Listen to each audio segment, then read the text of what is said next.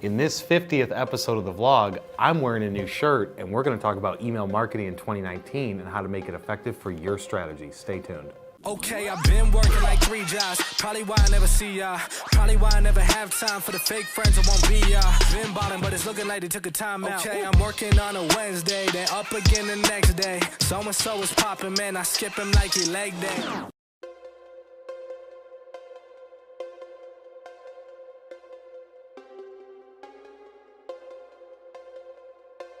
All right, so first we're gonna start with the purpose. What is the purpose of your email marketing campaign? Whether you're B2B or B2C, the purpose is typically gonna be the same. You're gonna want some sort of engagement back from whoever you're sending it to.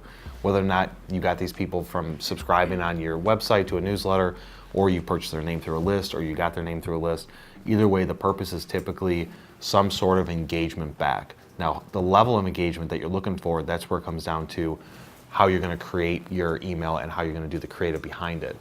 But the purpose is sending out something, and in 2019, 2018 too, and it's going to continue to be like this. The trends are down as far as open rate, click rate, and things like that because email marketing is losing its effectiveness because marketers like me and possibly you have just ruined it over the past 10 years.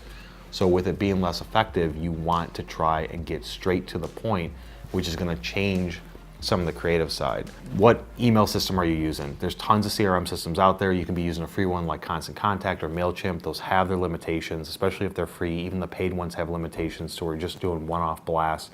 You can't really control the format too much, which we'll get into next. But CRM systems out there, HubSpot is very popular. I'm personally not a fan of it because of the cost and because of how they lock you into a multi-year contract. It also has its limitations from a design standpoint. Infusionsoft is something that we used years ago and used for many years. That is a great system because not only does it have the plain text email marketing format that we'll go into next, but then it also has a ton of back-end automation to put people through campaigns and nurture them and build all that out. So Infusionsoft is a great option. Right now we're using SharpSpring and we're a certified partner with SharpSpring. SharpSpring's great because it does some advanced tracking and some advanced list building and things like that, and it searches out on the internet and social platforms and things like that and pulls information back in. So SharpSpring's great for it. You know, whether you're using Zoho, Sugar, CRM, anything like that, you have to have some sort of system in place. You do not want this to just be a one-off blast. You have to keep on going back in and setting up. You want to build out a campaign to where you're sending micro pieces of content, let's say over 8 weeks, and you're hitting everybody either once a week or once every 2 weeks, and you're building it out so that way when somebody new gets put in your funnel, you know that they're going to get these 6 emails or 8 emails over 8 weeks, 10 weeks, 12 weeks, whatever it is. But building out that automation first is going to be critical to make it efficient. But if you're just antsy to get something out there and see some sort of response like I was initially, you can just send out a broadcast email to say, I'm sending something out to everybody on the list, and then this is what you want the call to action to be to at least get some sort of engagement. But either way, put a system in place. Do not try and do this preferably with a Constant Contact or MailChimp. Do not try and do it with that. Spend a little bit of money. There's a bunch of CRM systems that'll do month-to-month plans like SharpSpring, Infusionsoft, and others. And just for a small amount of money, just put it in there and you'll be much better off. So the format, this is the biggest change that has happened over probably the last 2 years. Some people are picking up to it now, and I've been saying this for a couple of years and we implemented it years ago, is you cannot make your email marketing look like a Home Depot ad.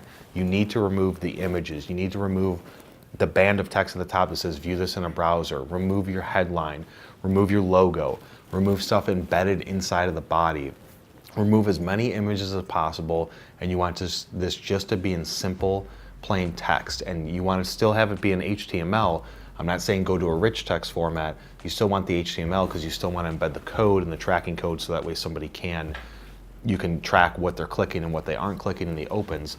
But you got to stop making it look like an ad where you've got images all over the place and click here and watch this and it just looks like an ad that you'll see. One thing is that depending on what type of email system this is going to, whether it's a corporate one or it's a Gmail system or something like that, they will automatically flag it and throw it into the junk or spam, or with Gmail they'll put it into promotions if you have too many images or too many links. So the format needs to be simpler to where you're just saying, essentially you're trying to make it look like you just typed this email. So you can say some sort of intro and then go straight into some text, make sure that it's not a big paragraph of text, You want it to be broken out to where you've got separation between your thoughts and your lines.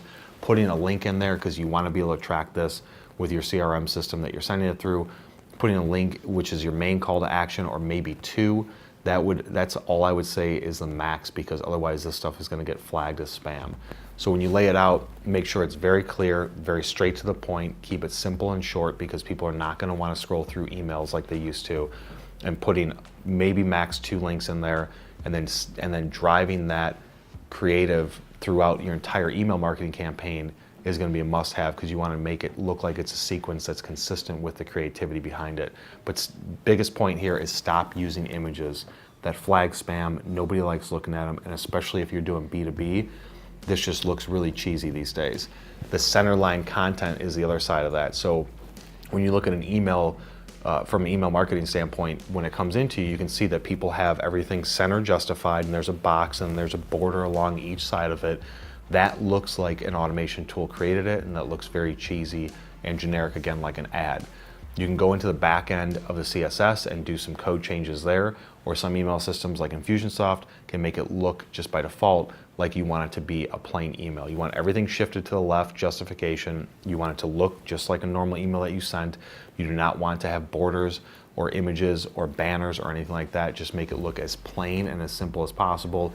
Have a simple signature, no big logos, no big images, nothing like that. And then the other side of it, if you want a little hack, is bury that unsubscribe down below. Put some space in between the end of your email signature and then where that unsubscribe is, put 600 pixels, 800 pixels of empty space, so that way people can't just easily scroll and click unsubscribe, because you want it to not appear like you're just sending somebody through automation. So keeping it simple is the biggest factor here in the email marketing format in 2019.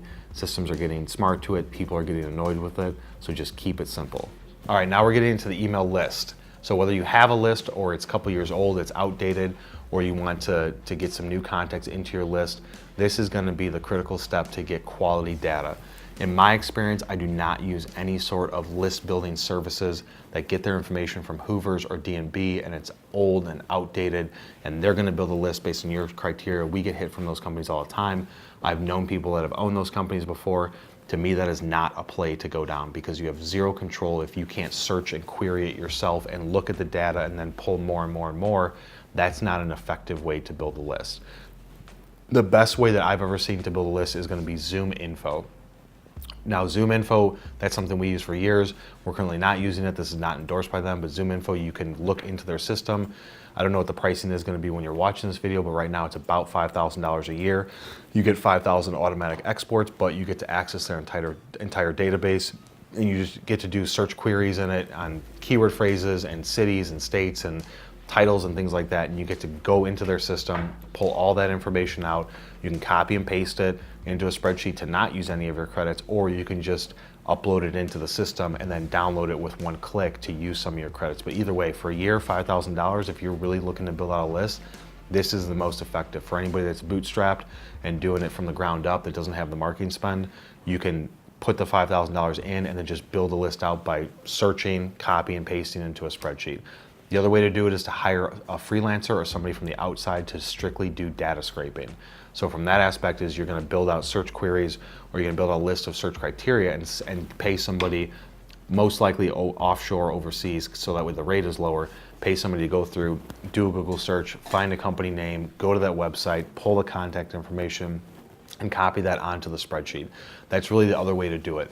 At the end of the day, that's probably going to be the least cost behind it, but there is going to be some issues with language barriers. It could be communication issues, the quality of it, the time of it, things like that. So really, at the end of the day, the only two options that I see for building out a list is going to be using ZoomInfo and searching the list yourself, or using a freelancer or an agency from the outside that can do offshore list building, because it is going to be ridiculously cheap compared to using somebody in the US or in Europe.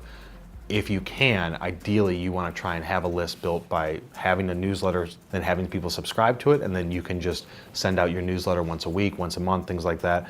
But from the beginning, when you have nobody and you don't want to wait months and months or a year to get a newsletter list built up before you send your first piece, go out there and get that information. The other way you can do it is use your LinkedIn connections. Now, I try not to have us reach out to people through LinkedIn using their email addresses, because most time it's their personal email addresses, but sometimes wires gets crossed and they get pulled into our system and they get blasted. A lot of times people are going to get either annoyed by that, or they're going to click the unsubscribe and flag you as spam, which could cause issues in the future. But just sending people a link on LinkedIn or posting it saying, hey guys, check out my newsletter, here's some content we're producing, just subscribe so you can be notified. We send it to you every week. That would be the best way to do it. But if you don't have that luxury, if you don't have the time, Zoom Info, or having somebody do data scraping for you outside, you can go to Upwork.com or any sort of freelance site and get them to have somebody that you can look at reviews and say, this person has been doing this, here's all the reviews, their cost is maybe $3, $4, $5, $6 an hour, $10 an hour, something like that. Have them build out the list, and then they get that back to you quickly, and you can start building it slowly over time. But either way, building that list, in my recommendation, do not use any sort of third-party group that's going to say, I'm going to build your lists for you, because most of the time they suck. So if you guys got value out of this content about your 2019 email marketing strategy, hit that like button. If you have questions or want me to jump into anything deeper, leave a comment below, and we will see you on the next one.